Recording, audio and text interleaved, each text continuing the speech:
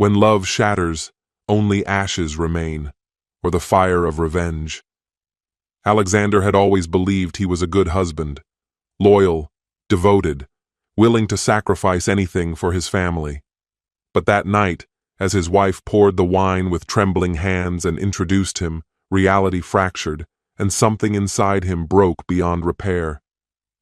"I want you to share me with him." The words were soft, almost gentle, but they ripped through him like a blade. And the man in the doorway, calm, confident, standing there as if he already belonged, only added fuel to the fire. How far can a man go when he has nothing left to lose? Will Alexander break, or turn his pain into his greatest weapon? This is not just a story of betrayal. This is a chess game where every move leads to the final checkmate, where the illusion of love becomes a battlefield. Ready to step into the abyss? Hello, my friend. I'm so glad you stopped by my channel. If it's your first time here, don't forget to subscribe and like this video, as every like truly inspires me. Please tell me which city and country you watch this video from. Now, let's get started. I had always considered myself a devoted husband, not perfect, of course. I had flaws, as any man does. But I put in the effort, stayed faithful, and placed my wife, Abigail, above everything else. We had been together for 12 years, 9 of them as husband and wife. I believed our marriage was strong, unshakable. Over time, things had inevitably changed. The passion that once burned fiercely between us had settled into something quieter, more routine. But wasn't that how love worked? People grow comfortable, assuming their bond will withstand the years. Perhaps that was my mistake, assuming love alone was enough. The signs had been there, obvious in hindsight, but I had refused to see them. The late nights, the way she was always on her phone, the way she tensed at my touch as if I were a stranger. I dismissed it all. She was stressed, I told myself. Work was demanding. Life was just getting in the way. Then one evening, she asked me to sit down with her at the dinner table. Her hands shook as she poured the wine, and there was something in her expression, something unfamiliar, something unsettling. "I need to talk to you," she said, her voice strained. I waited. She forced a nervous smile before gesturing toward the hallway.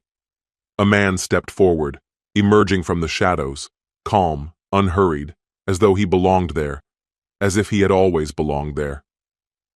"This is Ryan," she said. "He's going to be living with us." I stared at her, the words refusing to take shape in my mind. "I want you to share me with him." A thick silence choked the room. Abigail reached for my hand, but I recoiled. The place where her fingers brushed my skin burned. Slowly, I pushed back my chair, my movements deliberate, my mind a void. Something inside me shifted, took control. I stood, my footsteps steady, as I moved toward the bedroom. My hand found the nightstand drawer, fingers curling around the cold steel hidden within. When I returned, Abigail's breath caught in her throat, her eyes wide with alarm. "What are you doing?" she whispered. Ryan stiffened, shifting in his seat, his hand slipping beneath the table. A weapon? A blade? A gun? I didn't know, and I didn't care. I lifted the magnum, its weight grounding me. I aimed at his head. That was when the nightmare truly began. Abigail and I had met in college. She was the kind of woman who captivated a room without trying, beautiful, sharp-witted, and impossible to ignore. I was ordinary, unremarkable, but I made her laugh. For a time, that had been enough. We built a life together, a home, a family. Our daughter, Elena, was 5 now. She had Abigail's striking green eyes and my stubborn will. She was my world. I worked tirelessly to provide for them, long hours, late nights, all to make sure they had everything they needed. And Abigail? She was supposed to be my anchor, my refuge, my heart. Yet here I stood, in my own home, gripping a gun, staring at the woman I had sacrificed everything for as she clung to another man. Ryan was younger, maybe in his late 20s, broad-shouldered, radiating confidence. He didn't flinch. There was no fear in his gaze, just something worse. Pity. Like I was something small, insignificant. Abigail stepped between us. "Put it down," she pleaded, her voice unsteady. "You think I'm overreacting?" My voice was foreign to me, hollow and sharp. "You bring a man into our house, and expect me to just accept it?" She swallowed hard. "I didn't want to deceive you. I wanted to be honest." "Honest?" A bitter laugh escaped me. "Honest would have been telling me before you slept with him." Ryan tensed. "Look, man." I cut him off, turning the gun toward him. "You don't get to speak." He fell silent. Abigail began to cry. "I love you," she said through her tears. "I still love you, but I love Ryan too." My grip tightened, the gun heavy in my hands. "You don't get to do this to me," I said, my voice barely above a whisper, thick with anger. "You don't get to destroy our family and expect me to just accept it." "I'm not destroying anything," she insisted. "Ryan and I talked about it, and we think this could work." A deep red haze clouded my vision. "You and Ryan talked about it? And where was I in this conversation?" She flinched. "I was scared. I didn't know how to tell you." "Scared of what?" My voice cracked. "That I'd say no? That I'd remind you you're my wife?" Abigail wiped her tears, straightening as her expression hardened. "I'm not just your wife, Alexander," she said, her voice steady. "I'm a person. I have needs." I exhaled slowly, the weight of the gun suddenly unbearable. The woman standing before me was no longer the woman I had once loved, and maybe, just maybe, she never had been. A sharp crack rippled through my chest, as if something inside me had snapped in two. I loved her. I had sacrificed everything, my time, my energy, my very essence, to build a life with her. And now, she was standing before me, calmly telling me I wasn't enough? Ryan stepped forward, his tone level but firm. "Look, man, just walk away. Cool off."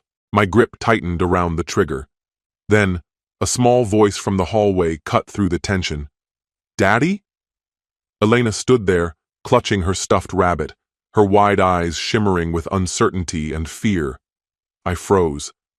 Abigail sucked in a breath, then turned swiftly, reaching out for our daughter. "Sweetheart, go back to bed." Elena ignored her. Instead, she darted toward me, wrapping her tiny arms around my leg. "Why are you mad, Daddy?" A lump formed in my throat. Kneeling down, I placed the gun on the table and pulled her close. My little girl. My world. A light touch on my shoulder. Abigail's voice, soft yet insistent. "Alexander, please." I knocked her hand away, my voice devoid of warmth. "Get him out of my house, now." Abigail hesitated, her gaze flickering between me and Ryan. And then, she did the one thing that shattered me completely. She reached for his hand. Her fingers slipped into his as if it were second nature. Her voice, barely above a whisper, carried more weight than any scream. "I think you should leave." Ryan stood beside her, wearing an expression of quiet triumph, as though my world crumbling was a victory he had already claimed. I stared at them. The woman who had once vowed to stand beside me forever, and the man who had taken my place. A part of me withered and died. But something darker stirred beneath the wreckage. I didn't leave. That night, I sat in my car in the driveway, my hands gripping the steering wheel so hard my knuckles turned white. My house, my home, was no longer mine. They were inside, probably tangled in the bed I used to share with her. The thought twisted inside me like a blade. Then, through the silence, I heard the soft, muffled cries coming from Elena's bedroom window. That was the only thing that kept me from marching inside and doing something I could never undo. I didn't sleep. I didn't eat. I barely moved. I sat there, suffocating under the weight of betrayal, replaying every moment, every choice, every mistake. Why? What had I done to deserve this? The answer came the next day. Abigail sat across from me in a quiet cafe, the same place we used to visit every Sunday before she tore our life apart. She looked composed, too composed, as if this was nothing more than another errand to cross off her list. Stirring her coffee, she let out a slow sigh. I never wanted to hurt you. My voice was ice. Then why did you? She exhaled, as if speaking to me was an exhausting chore. Because I felt trapped. I needed more. My jaw clenched. So instead of talking to me, you ran to another man? She rolled her eyes, unimpressed. Ryan isn't just another man. He understands me. A bitter chuckle escaped my lips, hollow and humorless. And what exactly does he understand that I don't? She hesitated, then met my gaze directly. You stopped wanting me, Alexander. The words were a dagger to the heart. You became predictable, safe, boring. A fissure cracked open inside me. My voice was low, edged with something dangerous. Boring? I had bled for this family, worked myself to exhaustion to build a life for her, for our daughter, and I was the one who had become dull? She sighed again, as if my frustration was nothing but an inconvenience. Yes, just like that. As if all of this, her betrayal, my suffering, had always been my fault. As if I had driven her into another man's arms. She lifted her cup and took a slow sip of coffee, completely unaffected. And then she spoke the words that sent ice through my veins. Ryan wants to adopt Elena. Everything inside me went still. Over my dead body. Abigail arched a brow, her expression almost amused. You left, Alexander. You walked out. You abandoned your family. I didn't abandon anyone, I shot back. You forced me out. Semantics. She shrugged. The court won't see it that way. And in that moment, I saw her clearly. Not the woman I had married, not the woman I had loved. I saw the manipulator who had played me for a fool from the very beginning. Leaning forward, I kept my voice quiet, lethal. You really think I'm just going to sit back and let you take my daughter? Abigail smirked. I think you don't have a choice. I stared at her, the woman I had once envisioned a lifetime with. Then, after a long pause, I nodded. Okay. She blinked, momentarily thrown by how easily I relented. She didn't know. She couldn't see. She had no idea of the storm that was coming. If she had thought I was boring before, she was about to learn just how wrong she had been. For 2 weeks, I played my role to perfection. I became exactly what Abigail expected. I was shattered, desperate, utterly broken. I let her see me sleeping in my car, let her believe I had surrendered. I stopped arguing, stopped fighting for the house. Most importantly, I stopped fighting for Elena. At least, that's what Abigail believed. The truth? I was setting the stage for something far colder, far more calculated than she could ever imagine. She had underestimated me. That was her first mistake. It would also be her last. She believed she had me figured out, predictable, uninspired. She was about to learn just how mistaken she was. The first strike. It all started with the finances. What Abigail never suspected was that, for years, I had been meticulously safeguarding my wealth, discreetly shifting assets, and securing accounts under different identities. Call it caution, or call it foresight, but I never fully trusted anyone, not even my wife, with control over my earnings. In one decisive move, I drained every cent from our shared account, leaving it barren. The next morning, Abigail's frantic voice burst through the phone. Alexander? The bank just called. Our account is empty. Did you do this? I exhaled, letting a tired edge creep into my voice. Oh yeah, I needed it to start over. You took everything? Well, I replied evenly. Technically, that was my income funding that account, wasn't it? Silence. Then her tone sharpened like a blade. You selfish bastard. A laugh nearly escaped me. Selfish?